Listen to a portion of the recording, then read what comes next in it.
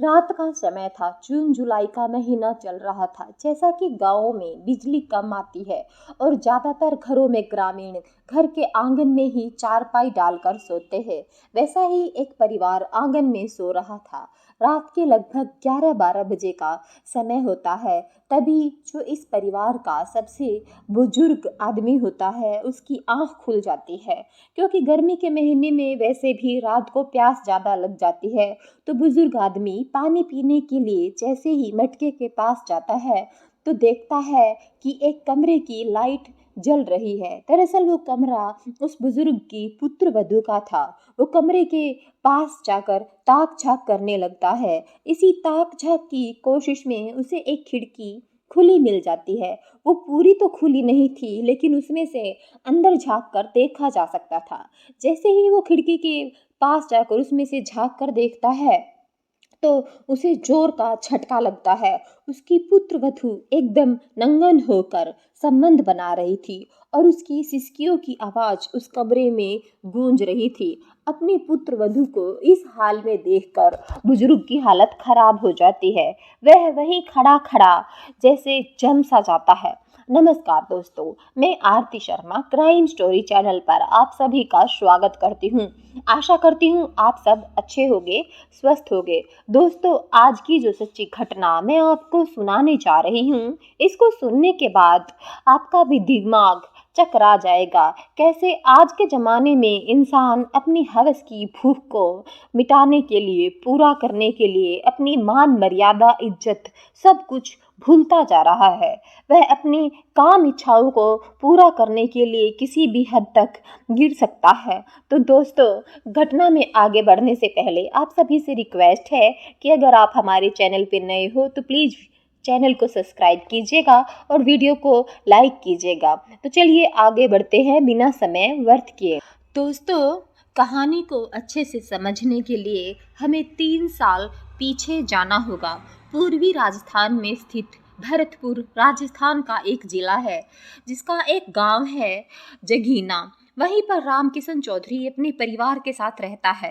रामकिशन चौधरी के 3 बच्चे होते हैं। उनके 2 छोटे बच्चे, जिनमें से एक बेटी और एक बेटा, उनकी शादी हो चुकी थी। लेकिन रामकिशन का जो सबसे बड़ा बेटा होता है, जिसका नाम पवन होता है, उसकी अभी तक शादी नहीं हुई थी। यह सन 2018 की बात है।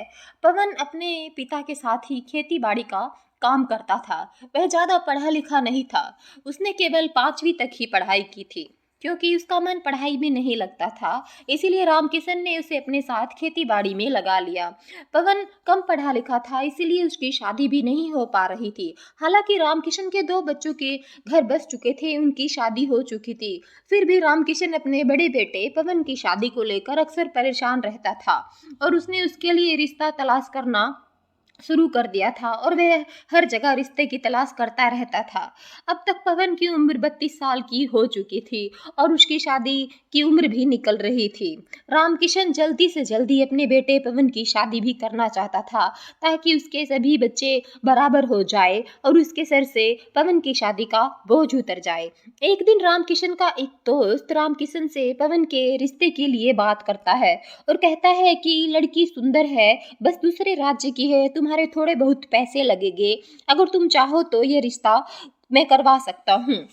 रामकिशन अपने दोस्त की बात मान लेता है और 22 नवंबर 2018 को वो कानपुर की रहने वाली नेहा के साथ अपने बेटे की शादी करके अपने घर ले आता है। नेहा और पवन की उम्र में लगभग 16 साल का अंतर था। नेहा अभी सिर्फ 15 साल की थी और पवन 32 साल का। नेहा का कद ज्यादा लंबा तो नहीं था, पर देखने में वह बहुत सुंदर थी। रंग भी गोरा था, शरीर भी भरा हुआ था। आदमी को और क्या चाहिए। पवन इतनी सुंदर पत्नी को पाकर बहुत खुश था। नेहा वैसे तो मात्र 15 साल की थी, लेकिन पर उसमें वासना और सेक्स की इच्छा बहुत ज्यादा थी। पहली रात में तो वह 6 फुट लंबे पवन को देखकर बहुत खुश होती है। पवन भी सुहागरात के दिन नेहा को खुश कर देता है। नेहा और पवन अपने नए वैवाहिक जीवन में बहुत खुश थे। कुछ दिन गांव में रहने के बाद नेहा शहर में जाने की जिद करने लगती है।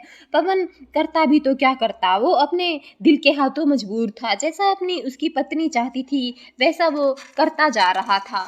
और पवन अपने पिता से शहर जाने की बात कहता है। रामकिशन भी खुशी खुशी हाँ कर देता है, क्योंकि अब उसका बेटा शादीशुदा था और रामकिशन को किसी बात की चिंता नहीं थी। खेती बाड़ी वह अकेले भी संभाल लेता था। पवन अपनी पत्नी को लेकर दिल्ली चला जाता है। वहां रहकर वह छोटा मोटा काम करके अपना काम चलाने लगता है। धीरे धीरे समय गुजर रहा था। उनकी शादी को भी 4-5 महीने का समय हो चुका था। तभी अचानक 2019 में कोरोना काल आता है। दिल्ली में भी कामकाज बंद हो जाते हैं। अब पवन को घर का खर्चा चलाना भी मुश्किल हो जाता है। दिल्ली में उसके पास अपना घर भी नहीं था और अब उसके पास काम भी नहीं था। मजबूर होकर पवन अपने पिता रामकिशन को पूरी बात बताता है और गांव वापिस आने की कहता है। रामकिशन पवन की वापिस आने के लिए कहता है कि ठीक है बेटा, जैसी तुम्हारी इच्छा हो वैसा करो। पवन अपनी पत्नी को लेकर वापिस गांव आ जाता और फिर से खेती बाड़ी में अपने पिता का हाथ बटाने लगता है। समय गुजर रहा था। 1 साल के अंदर ही नेहा एक बच्चे की माँ बन जाती है। बच्चा होने के बाद पवन का ज़्यादा ध्यान अपने बच्चे और काम पर ही रहता है। पूरा दिन पवन खेतों में काम करता है। रात को थका हारा घर आता है और खाना खाते ही सोने चले जाता है। नेहा की उम्र अभी तक सिर्फ 17-18 साल की ही हुई थी, जबकि पवन की उम्र 34-35 साल के आसपास हो चुकी थी। पवन की सेक्स करने की इच्छा अब होती नहीं थी और नेहा का मन अब भरता नहीं था। उसका बदन सेक्स के लिए तरस रहा था। इसी बीच पवन के एक दोस्त भूपेंद्र का उनके घर आना जाना रहता था और भूपेंद्र 25 साल का एक हट्टा कट्टा जवान था, जिसकी अभी तक शादी नहीं हुई थी। वो जब भी घर आता तो ललचाई नजरों से नेहा को देखता। नेहा को भी वह अच्छा लगता था, क्योंकि वह पवन का बहुत नज़दीकी दोस्त था। इसीलिए पवन उसे नेहा से भी बात करवाता और मिलवाता। अब भूपेंद्र को नेहा बहुत अच्छी लगने लगती है और वो नेहा से नज़दीकियां बढ़ाने लगता है। जब भी उसे मौका मिलता वह नेहा के घर आ जाता। पवन का भाई अपनी पत्नी के साथ अलग घर में रहता था, इसीलिए ज़्यादातर नेहा घर पर अकेली ही रहती थी। नेहा का ससुर और पति काम पर खेतों में ही रहते थे। नेहा की नज़दीकियां भूपेंद्र से बढ़ती जा रही थी। एक दिन मौका पाकर जब नेहा घर पर अकेली थी, भूपेंद्र उसे गलत तरीके से छूता है। नेहा कुछ नहीं बोलती, वह दौड़कर अपने कमरे में चली जाती है। भूपेंद्र भी उसके पीछे पीछे कमरे में जाता है। नेहा की तो जैसे मन मांगी मुराद पूरी होने वाली थी। भूपेंद्र को नेहा के नखरे से और भी बढ़ावा मिलता है। वो समझ जाता है कि नेहा को उसके साथ कोई ऐतराज नहीं है। वो नेहा को अपनी बाहों में जकड़कर अपने होठ नेहा के होठों पे रख देता है। कुछ ही देर में वो अपनी मान मर्यादों को भूलकर संबंध बनाने लगते हैं। वासना का जो खेल अभी शुरू हुआ था वो इतनी आसानी से खत्म नहीं होता। अब तो जब भी भूपेंद्र को मौका मिलता वो नेहा को अकेले होने पर उसके घर पहुंच जाता और उससे संबंध बनाता। अब नेहा खुश रहने लगी थी। उसकी सेक्सुअल डिजायर पूरी हो रही थी और भोला भाला पवन इन सब बातों से बेखबर था। एक दिन रात को पवन अपने खेतों में पानी लगाने जाता है। गांव में जब भी पानी मिलता था तभी पानी लगाना पड़ता है और हो सकता है गांव में पानी रात को भी आ जाता है। इसीलिए जब भी उसे पानी मिलता तो वह खेतों में पानी लगाने चला जाता। जब पवन पानी लगाने खेतों में चला जाता है तो पीछे से उसकी पत्नी अपने आशिक को बुला लेती है। इसी बीच पवन भी किसी काम से घर वापिस आ जाता है। जैसे ही वो अपने कमरे में दाखिल होता है तो उसके पैरों तले की जमीन खिसक जाती है। उसकी पत्नी उसके ही दोस्त के साथ मुंह काला कर रही थी। पवन का गुस्सा 7वें आसमान पर पहुंच जाता है और वो पहले तो अपनी पत्नी को मारता है, जिसमें भूपेंद्र बीच बचाव के लिए आता है। तो पवन नेहा को छोड़कर भूपेंद्र पर ही टूट पड़ता है। नेहा अपने पति का साथ नहीं देती और भूपेंद्र का साथ देती है। हाथापाई इतनी बढ़ जाती है कि भूपेंद्र के हाथों पवन का कत्ल हो जाता है। अब भूपेंद्र को पकड़े जाने का डर सताने लगता है। वो अपने एक दोस्त को मोटरसाइकिल लेकर बुलाता है और वो दोनों पवन की लाश को एक बोरी में भरकर गांव से दूर एक नहर में फेंक देते हैं और इत्मीनान से अपने घर चले जाते हैं। अगले दिन सुबह जब पवन का पिता घर आता है तब उसे पवन कहीं दिखाई नहीं देता। वो सोचता है गांव में ही कहीं गया होगा दोस्तों के पास। अब सुबह से शाम हो चुकी थी लेकिन पवन घर नहीं आया था। पवन का पिता बार बार उसे फोन लगा रहा था लेकिन उसका फोन भी स्विच ऑफ आ रहा था। अंधेरा बढ़ने के साथ साथ पवन के पिता की चिंता भी बढ़ती जा रही थी। वह गांव के लोगों के साथ लेकर हर जगह पवन को तलाश करता है, पर पवन का कहीं पता नहीं चलता। थक हार कर रामकिशन घर वापस आ जाता है और अगला दिन होने का इंतजार करता है ताकि पवन की गुमशुदगी की रिपोर्ट दर्ज करवाई जा सके। अगले दिन जब पवन के पिता पवन की गुमशुदगी की रिपोर्ट दर्ज करवाने के लिए जा रहे थे, तभी उन्हें पता चलता है कि गांव के पास वाली नहर में एक शव मिला है। रामकिशन का दिल किसी अनहोनी की आशंका से घबराने लगता है। वह भी बाकी लोगों के साथ नहर के पास पहुंचते हैं। लाश को देखते ही मानो रामकिशन के पैरों के नीचे से जमीन निकल जाती है, क्योंकि वह लाश उनके बेटे पवन की ही थी। क्योंकि अब लाश की शिनाख्त हो चुकी थी, इसीलिए लाश का पंचनामा भर के उसे पोस्टमार्टम के लिए भेज दिया जाता है। और अब पुलिस अपनी अगली कार्रवाई शुरू करती है ताकि कातिल तक पहुंचा जा सके। और ये एक तरह से पुलिस यह भी सोच रही थी कि हो सकता है पानी लगाते समय पवन का पैर फिसल गया हो या फिर और किसी कारण से वह नहर में गिर गया हो। लेकिन आगे की कार्रवाई के लिए पोस्टमार्टम रिपोर्ट का आना बहुत जरूरी था, इसलिए अगला दिन होने का इंतजार किया जाता है ताकि पोस्टमार्टम रिपोर्ट के आधार पे आगे की कार्रवाई की जा सके। और जब पोस्टमार्टम रिपोर्ट आती है तो पुलिस को भी पक्का यकीन हो जाता है कि पवन की हत्या की गई है, क्योंकि उसकी हत्या सिर पर एक भारी चीज के मारने से की गई थी। इसीलिए पुलिस को यकीन हो जाता है कि उसकी हत्या की गई है। पुलिस सबसे पहले उनके घर से ही पूछताछ शुरू करती है। सबसे पहले उसके आस पड़ोस से और घर वालों से पूछताछ की जाती है, लेकिन पुलिस को कहीं से कोई सुराग हाथ नहीं लगता और ना ही यह गुत्थी सुलझ रही थी। वैसे तो यह केस देखने में बहुत आसान लग रहा है, लेकिन उतना आसान था नहीं जितना आप सोच रहे हो। धीरे धीरे पुलिस अपनी इन्वेस्टिगेशन को आगे बढ़ा रही थी और आस पड़ोस के लोगों से भी पूछताछ की जा रही थी।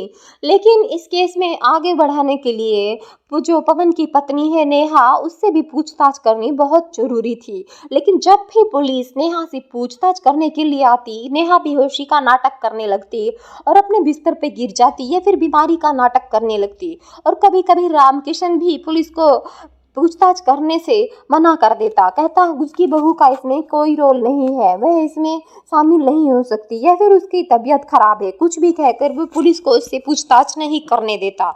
और इसी तरह धीरे धीरे समय गुजर रहा। 2 महीने का समय गुजर चुका था, लेकिन पुलिस के हाथ अभी तक कोई सुराग नहीं लगा था। और अब पुलिस करती भी तो क्या करती, क्योंकि जो सबसे अहम जो गवाह हो सकती थी वो नेहा ही हो सकती थी, क्योंकि वह अपने पति के सबसे ज़्यादा नज़दीक रहते थे। और इस तरह से पुलिस अभी तक खाली हाथ थी। तभी अचानक से एक दिन रामकिशन अपने आंगन में सो रहा था और जब उसको रात को प्यास लगती है तो वह उठकर पानी पीने के लिए मटके के पास जाता है। और जैसे ही वह मटके के पास जाता है तो उसे एक कमरे से जलती हुई रोशनी नजर आती है। यानी कि दोस्तों हम पहुंच गए हैं उसी समय पर जहां से हमने स्टोरी शुरू की थी। और जब रामकिशन उस कमरे की लाइट जलते हुए देखता है तो वह वहां पर जाकर के देखने की कोशिश करता है कि बहू के कमरे की लाइट अभी तो क्यों जल रही है, क्योंकि बाकी सदस्य तो सो चुके हैं और रात का काफी टाइम हो चुका था, तो अभी तक लाइट क्यों जल रही है। और जैसे ही वो कमरे के पास जाकर ताक झांक करके रूम के अंदर देखता है तो उसके पांव तले की जमीन खिसक जाती है, क्योंकि जो उसकी पुत्र वधू होती है वो भूपेंद्र यानी कि पवन के दोस्त के साथ संबंध बना रही थी। और यह सब देखने के बाद उस बुजुर्ग के पूरे शरीर है, पूरी बॉडी जम जाती है कि जिस बहू को वह इतना शरीफ और इतना मासूम समझ रहे थे, उसने यह क्या किया है और वह क्या कर रही है। वह अपनी मान मर्यादा सब कुछ भूल चुकी है। यानी कि उसको पूरी कहानी शीशे की तरह साफ नजर आने लगती है कि हो ना हो दाल में कुछ काला है और उसके बेटे की हत्या के पीछे भी इसी का हाथ हो सकता है। वह बुजुर्ग उसी समय थोड़ी देर के बाद सब कुछ देखने के बाद शोर मचाने लगता है, जिससे कि आस पड़ोस के लोग इकट्ठा हो जाते हैं। और वैसे भी रात को इतनी शांति होती है कि अगर एक सुई गिरे तो उसके भी धमाके की आवाज हो। और जैसे ही आस पड़ोस के लोग इकट्ठा होते हैं, सब उसी समय रंगे हाथों नेहा और भूपेंद्र को पकड़ लेते हैं। और जब सुबह पुलिस को बुलाया जाता है और जब नेहा से और भूपेंद्र से पूछताछ की जाती है, तब सारी गुत्थी सुलझती है। शुरू में तो भूपेंद्र और नेहा टाल मटोल करते हैं, पुलिस को गुमराह करने की कोशिश करते हैं और मुजरिमों के जैसे। लेकिन जब पुलिस उन्हें थाने ले जा करके सख्ती से पूछताछ करती है तो जो पवन की हत्या की पूरी कहानी थी निकल के सामने आती है और इसके बाद उन दोनों को अरेस्ट करने के बाद जेल भेज दिया जाता है और आगे की कार्रवाई होती है। लेकिन दोस्तों, इस पूरी घटना में कहीं ना कहीं आप देखोगे तो ज्यादा दोषी नेहा है, क्योंकि एक सिर्फ सेक्स के लिए उसने अपने पति की हत्या करवा दी थी। अगर वो चाहती तो यह बात खुलकर भी अपने पति से बोल सकती थी। अपने मान मर्यादा सबको उसने दांव पे लगा दिया सिर्फ अपनी सेक्स डिजायर को पूरा करने के लिए। बाकी दोस्तों, आपको इस घटना में किसकी गलती नजर आती है हमें कमेंट बॉक्स में बताइएगा और आप कहां से हमारी वीडियो देख रहे हो ये भी बताइएगा। नेक्स्ट वीडियो में हम आपका नाम लेंगे आपके शहर के साथ। और अगर आपको हमारी मेहनत पसंद आई हो तो जाते जाते एक बार फिर से आप सभी से रिक्वेस्ट है कि वीडियो को लाइक कीजिएगा और अपने दोस्तों के साथ शेयर भी कीजिएगा, ताकि समाज में हो रही इस तरह की घटनाओं से वह भी रूबरू होते रहे और सावधान रहे, सतर्क रहे। जय हिंद, जय भारत।